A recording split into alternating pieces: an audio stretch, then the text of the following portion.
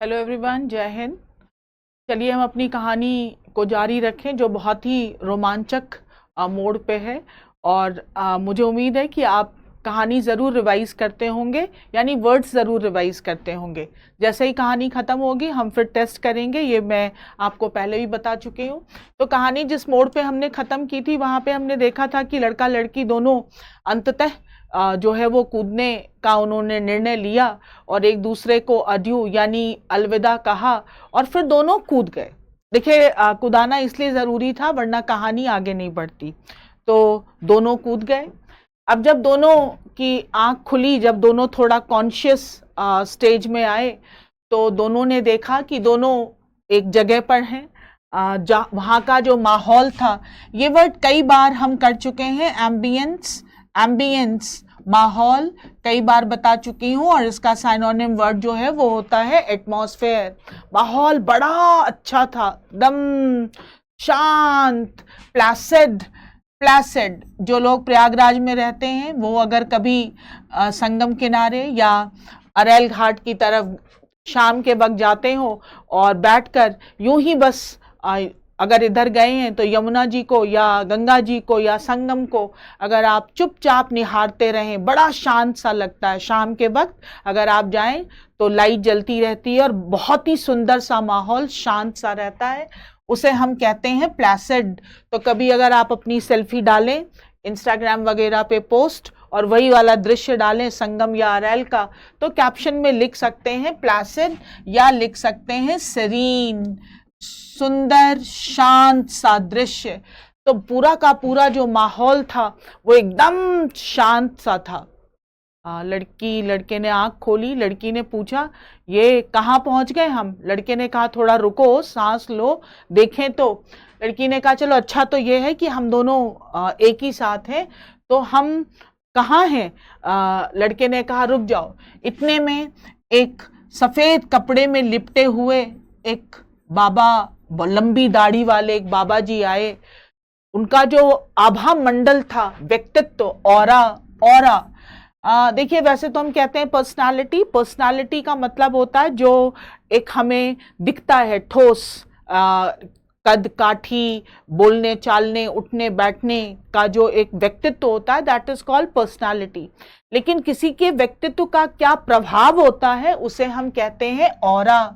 English में हम कह सकते हैं इम्पैक्ट, इम्पैक्ट ऑफ पर्सनालिटी। किसी की पर्सनालिटी का जो इम्पैक्ट होता है उसे हम कहते हैं ऑरा। हिंदी में इसे हम कहते हैं आभा मंडल, आभा मंडल।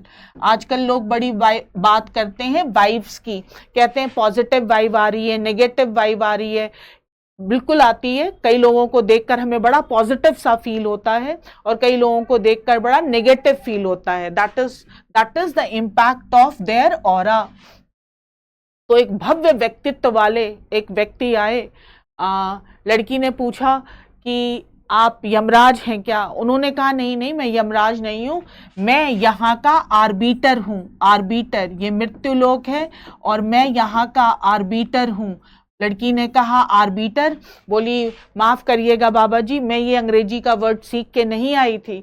आर्बिटर का मतलब क्या होता है? बाबा जी ने कहा, जज, यानी जो चीज़ों को वे करता है, तोलता है गलत सही, उसे हम कहते हैं आर्बिटर। उन्होंने कहा, मैं यहाँ का जज हूँ। लड़की ने कहा, अच्छा तो आप ही फैसला करेंगे कि हमें स्वर्ग मिलेगा या नरक? बाबा जी ने बोला, बिल्कुल, आपको हेवन मिलेगा यानी कि पैराडाइज, स्वर्ग मिलेगा या नरक मिलेगा, इसका निर्णय मैं ही लूंगा। हेवन इज स्वर्ग और हेल इज नरक, दैट इज इन्फर्नो। इन्फर्नो, स्वर्ग हेवन या पैराडाइज और नरक हेल या इन्फर्नो। बाबा जी ने कहा कि मैं ही लूंगा, लेकिन ये सारा जो आपकी जो शीट बनेगी इसके लिए थोड़ा आपको 1 हफ्ते का इंतजार करना पड़ेगा। 1 हफ्ते जाइए, घूमिए, टहलिए, पूरा ये जो पूरा का पूरा जो एम्बियंस है यहाँ पर आप स्वतंत्र हैं, जाइए घूमिए। लड़की को ये बात थोड़ी विचित्र सी लगी, बिजार। बिजार, बिजार का मतलब होता है विचित्र, अनयूजुअल। अनयूजुअल, कोई भी व्यक्ति विचित्र हो सकता है, बिजार, कोई स्टेटमेंट हो सकता है बिजार, और आजकल ये एग्जाम में बहुत पूछता है exam, bizarre, unusual, not common, not common. यहाँ पे एक और वर्ड आता है, स्पेलिंग है QUEER, क्वेर। तो कई बार हम आजकल इंग्लिश में सुनते हैं LGBTQ प्लस कम्युनिटी, तो LGBTQ प्लस कम्युनिटी, इस पे तो कभी हम बाद में बात करेंगे। जो मानव समाज है वो किसी भी मानव को पुरुष महिला में ही देखता है, लेकिन आजकल कुछ और भी जेंडर हैं जिनकी हम बात करते हैं। क्वेर, अगर डिफरेंट, नॉट यूजुअल, अगर ऐसा कोई जेंडर हो तो उसे हम क्वेर या क्यू से यहाँ पर हम बताते हैं। Bizarre is unusual, not common और क्वेर यानी कि थोड़ा सा हटकर, डिफरेंट। लड़की को ये बात बड़ी अजीब लगी, बोली यार हम तो सुन के आए थे कि जब हम धरती लोक से ऊपर आते हैं तो सीधे स्वर्ग या नरक में भेज देते हैं। बाबा जी ने कहा नहीं, ऐसा बिल्कुल भी नहीं है, आप जाइए, घूमिए, यहाँ पर घास के मैदान हैं, मिड्डो या पास्चर, इसे हम कहते हैं घास का मैदान। अगर हम थोड़ा इजी वर्ड में सीखें तो ग्रासलैंड कहा, यहाँ पर पूरा घास का मैदान है, सुंदर, और कुछ बगीचे भी हैं, गार्डन, ग्रूव या ऑर्चर्ड, अलग अलग प्रकार के बगीचे होते हैं। जाइए, घूमिए, यहाँ पर आप एम्बल करिए। एम्बल का मतलब होता है टहलना, और यहीं पे एक वर्ड आता है रैम्बल। देखिए इंग्लिश में कितने मजेदार वर्ड होते हैं। एम्बल का मतलब होता है टहलना और रैम्बल का मतलब होता है गांव में टहलना।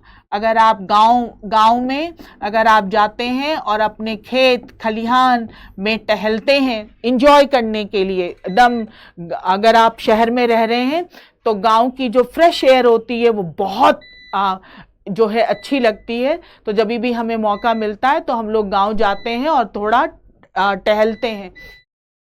तो वहां पर टहलने को हम, हाँ जी, थोड़ा सा टेक्निकल प्रॉब्लम आ गई थी, हम कहानी वापस लाएं। तो जब हम गांव में जाते हैं और खेत खलिहान में घूमते हैं उसे हम कहते हैं रैम्बल। बाबा जी ने कहा जाओ दोनों लोग आराम से घूमो, अभी 1 हफ्ते का टाइम है, 1 हफ्ते में हम आपके पाप और पुण्य का जो लेखा जोखा बैलेंस शीट है वो बनाएंगे और फिर देखेंगे। लड़की ने बीच में ही कहा बाबा जी प्लीज या तो हम दोनों को स्वर्ग में भेजना या हम दोनों को नरक में भेजना। देखिए हम साथ ही मरे हैं ना, इसीलिए तो मरे कि हम साथ रहेंगे। बाबा जी हंसे और उन्होंने कहा कि बिल्कुल ऐसा ही होगा, बट 1 हफ्ते का इंतजार तो करो, जाओ अभी घूमो, जाओ घूमो। लड़की लड़का घूमने चले गए, जाने ही लगे थे तो बाबा जी ने रोका, कहा रुको रुको, अभी जब तुम घूमोगे तो तुम्हें धरती लोक से आए हुए बहुत सारे लोग हैं यहाँ पर जो तुम्हें मिलेंगे, और उनमें से जो सबसे 5 महत्वपूर्ण लोग होंगे, 5 इंपॉर्टेंट पीपल, वो तुम्हें जरूर मिलेंगे। 5 महत्वपूर्ण लोग जिनसे तुम्हारा धरती लोक में वास्ता रहा होगा, और जो सबसे पहले मिलेगा, जिससे सबसे ज्यादा तुम्हारा एक इंटरैक्शन रहा होगा या जिससे तुम्हारी डेस्टिनी जो है वो क्लैश करते करते रह गई होगी, वो जरूर मिलेंगे, जाओ मिलो। लड़की ने कहा चलो, लड़के को कहा चलो ढूंढे कौन कौन हमारी जान पहचान के मिलेंगे। अब लड़का लड़की वहां पर घूम रहे हैं, जरा ध्यान दीजिएगा, दोनों वहां पर एम्बल कर रहे हैं, रैम्बल कर रहे हैं, और अचानक लड़की ने एक लड़के को देखा और लड़के को बोली देखो देखो देखो उस लड़के को देखो, तुम्हें नहीं लगता कि वो रिजेंबल कर रहा है उस लड़के की तरह जो मेरे कॉलेज में पढ़ता था। रिजेंबल का मतलब होता है लुक लाइक। लड़के ने कहा, लड़के ने ध्यान से देखा, कहा हाँ ये तो तुम्हारा क्लासमेट है ना। लड़की ने कहा हाँ, ये कब मरा? और वो उसका पहला व्यक्ति था जो बाबा जी ने कहा था जिससे उसका इंटरैक्शन होना था। लड़की ने कहा चलो ना, चलो उससे पूछते हैं कि वो कब मरा, और दोनों उस तरफ चल दिए। अब कहानी में एक ट्विस्ट आने वाला है, बस इंतज़ार करिए। और कभी अगर आपकी इंग्लिश इम्प्रूव हो जाए तो ये एक बुक है, 5 people you meet in heaven, ये कभी पढ़िएगा अगर टाइम मिलेगा तो। एल.एम. मिच की बुक है, बहुत ही इजी इंग्लिश में लिखी हुई है, तो बहुत ही इंटरेस्टिंग है। लेकिन फ़िलहाल हमारे प्रोटैगोनिस्ट को जो है उसका क्लासमेट मिल गया है, तो देखें आगे क्या होता है। अगली क्लास का वेट करिएगा, कहानी में बहुत ही ज़बरदस्त ट्विस्ट आने वाला है। फिलहाल ये वर्ड कर लेंगे। एम्बियंस हम बहुत बार कर चुके हैं। प्लासिड और सेरीन का मतलब मैं बता चुकी हूँ, सुंदर शांत दृश्य। ऑरा जो एक आभा मंडल होता है या व्यक्तित्व का प्रभाव। आर्बिटर जज। Heaven paradise, hell inferno. Bizarre unusual या नॉट कॉमन। और मिडो पास्चर, घास का मैदान। ग्रूव ऑर्चर्ड, बगीचे। एम्बल नॉर्मल टहलना, और जब हम कभी कभी बाजार ऐसे ही घूमने टहलने चले जाते हैं, चलो मन नहीं लग रहा है चलो घूमे, और महिलाएं जाती हैं तो विंडो शॉपिंग करती हैं। Now what is the meaning of window shopping? देखिए ये सब जब हम कहानी पढ़ रहे हैं, हमारे कहानी में तो जो हमारी प्रोटैगोनिस्ट मर चुकी हैं, लेकिन फिर भी हम थोड़ा कहानी के साथ साथ कुछ और वर्ड कर लें। विंडो शॉपिंग का मतलब होता है हम दुकान के अंदर नहीं जाते, बस जो दुकान वाले ने जो शीशे के अंदर से जो ड्रेसेस लगाई होती हैं, बस उसको बाहर से देखते देखते चलते हैं, सोचते हैं कभी भविष्य में खरीदेंगे। That is called window shopping. तो फिलहाल हमारे प्रोटैगोनिस्ट जो है वो एम्बल या रैम्बल कर रहे थे, और बाबा जी ने कहा कि आपको मृत्यु लोक से आए हुए 5 महत्वपूर्ण लोग मिलेंगे, और उसमें सब एक मिल गया है जो हमारी प्रोटैगोनिस्ट हैं, उनका क्लासमेट है।